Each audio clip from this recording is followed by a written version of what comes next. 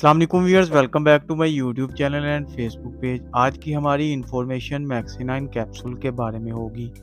आज हम आपको इस कैप्सूल के फ़ायदे, साइड इफ़ेक्ट्स, यूजेस और कॉन्ट्रा इंडिकेशंस के बारे में मुकम्मल इंफॉर्मेशन देंगे। ये कैप्सूल 10 मिलीग्राम और 20 मिलीग्राम में आते हैं। व्यूअर्स, पहले हम इस कैप्सूल की कंपोजिशन के बारे में जानते हैं। आइसोट्रेटिनोइन इस कैप्सूल की कंपोजिशन है। व्यूअर्स, डिटेल में जाने से पहले अगर आप मेरे चैनल पर नए हैं तो चैनल को सब्सक्राइब करें, वीडियो को लाइक और शेयर ज़रूर करें। अब चलते हैं वीडियो की डिटेल की तरफ और जानते हैं इसके बेनिफिट्स को। मैक्सिनाइन कैप्सूल जवानी में चेहरे पर दानों और एक्नीज के लिए इस्तेमाल होते हैं, जो कि मेल और फीमेल दोनों के लिए मुफीद है।